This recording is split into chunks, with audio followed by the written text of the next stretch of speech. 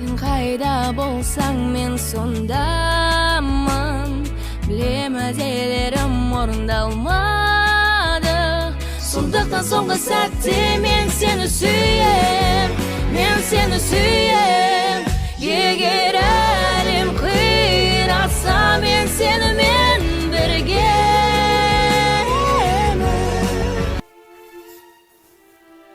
Hafaza, uyan.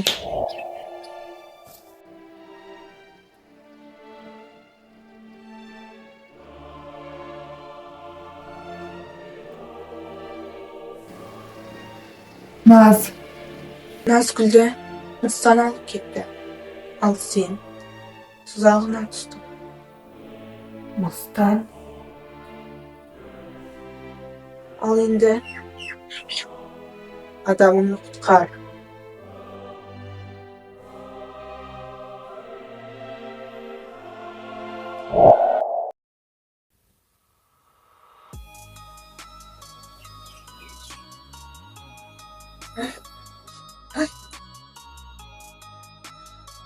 Men qaydamın? Oğlum. Nege oynaulı? Oyandın ba?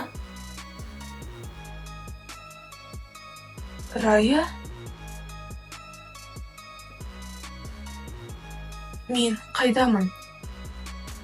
Қолым неге ойдаулы? Менің мендесің. Ал қолыңды қашып кетпес үшін байлап қойдым. Сен қолдарының көмегінсіз тұра алмайсың. Не? Не үшін? Сені өлтіріп, күшіңді емдену үшін.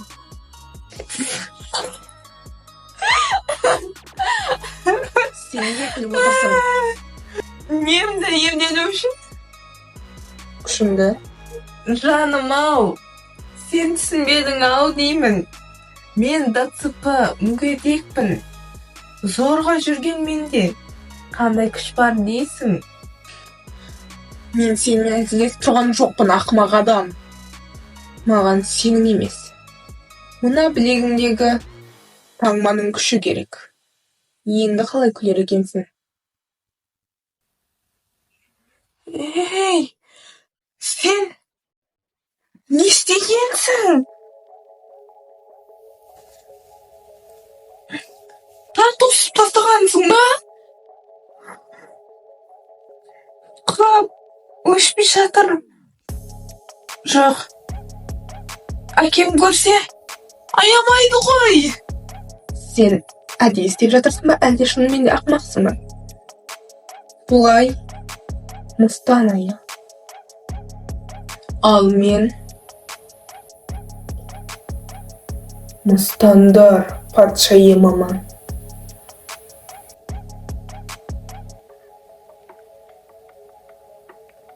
Аха, түсіндім. Ақымақ. Сен неге таң қалмай, Мыстан екенді біліп, қорықпай отырсың? Рая, сен Мыстан құтқарыңдар, көмектесіңдер. Ол мені өлтірмекші.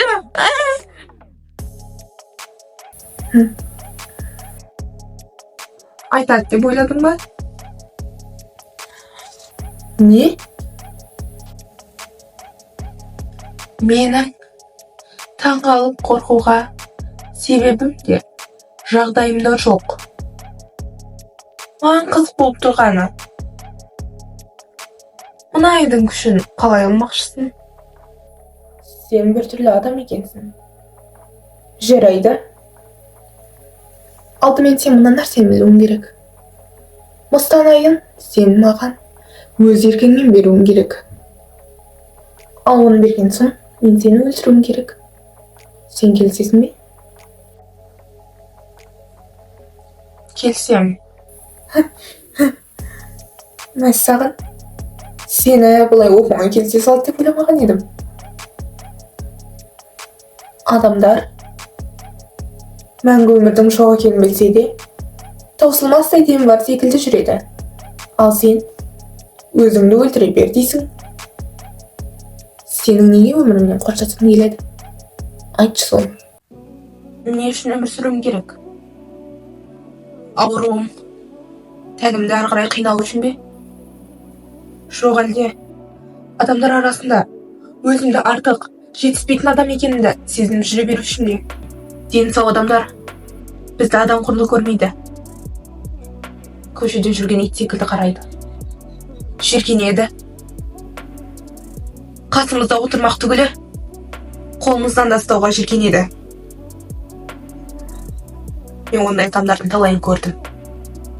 Өздерін адам істейтін, бірақ сөздеріне істеген қылықтары шақ келмейтін. Сөзіне келсем, Мен не еркенен жалғыз мыстан болған жоқпын. Мені қалай өлтіресің? қинамай өлтіруге сөз бере алмаймын. Все-таки бұл өлім. Ол ешқашанда тәтті болған емес. Сені өлтірген соң денеңді жағып жіберетін боламын. Және отбасыңда сені ұмытатын да етемін. Оларға бола алаңдама. Ал періштеңе келсек, ол қазір адам кейпінде. Ес-түссіз халде. Бірақ та сен уайымдама. Сәлден соң ол өзі-ақ оянады. Ал оған дейін сен арғы дүниеде боласың.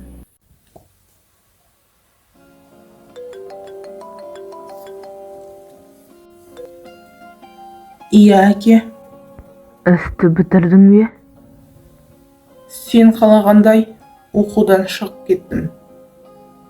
Әдеттегідей, сенің айтуыңмен. Тіліңе ие бол, Али. Бұның бәрі сенің игілігің үшін. Анаң тірі болғанда... Жақсы, түсіндім. Кешір. Енді бұлай сөйлегенде естімейтін болайын. Тұтқаны қойдым.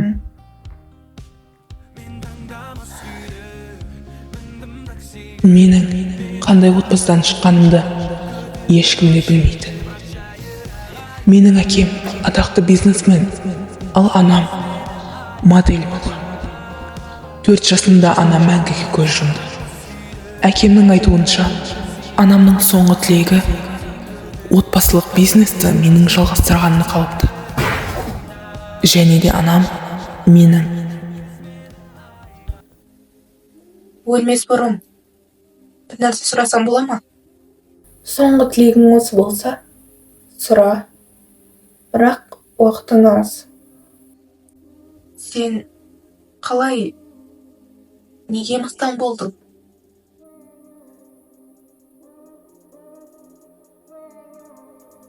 Мені ауыл адамдар тірідей деп жүрген. Сені не үшін тірідей өртеп жіберді? Мен аңғал, махаббатты іздеген қыз едім. Менің анам жалғыз басты әйел еді. Оған мені кінәлайтын. Себебі мені босанған түні әкемнің жүрегі ыстап қайтыс болды. Және сол түні ауыл малдары да белгісіз себептен қырылып қалды. Анам менен бас тартты. Бірақ әжем мені бағып қақты. Мен махаббаттың күдерімді іздедім. Махаббатты іздедім. 17 жасымда ғашық болдым. Ол да мені жақсы көреді деп ойладым. Ал 18 жасымда қолымда ай белгісі пайда болды. Не үшін ай сенде пайда болды? Бұны саған білудің керегі жоқ. Сол түні Қасымхан маған арналған сыйлығым бар деп орманға бардым. Bir кезде арқама қылыш кірді. Бұл ауыл тұрғындарының менің көзімнен құтылу үшін құрған жоспарлары екен. Қылыштан менің өлмегенімді байқаған олар үстіме от тастады. Сол сәтте алдымда Әзәзіл пайда болды. Ол менің тілегімді орындайтынын айтты. Мен тілегімді айттым. Сосын маған күш бітті. Мені өртеп жатқан от менен кетіп, мені өлтірмекші болған жауыздарды өртеп тастады.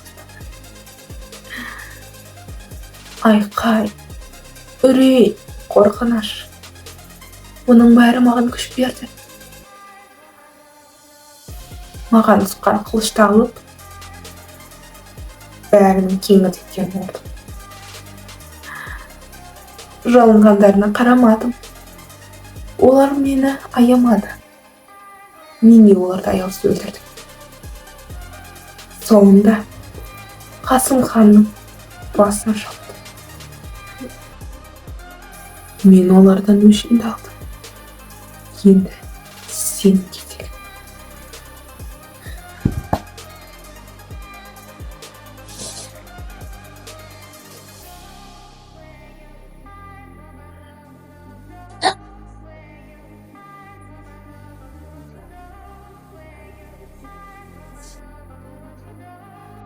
Жетер енді.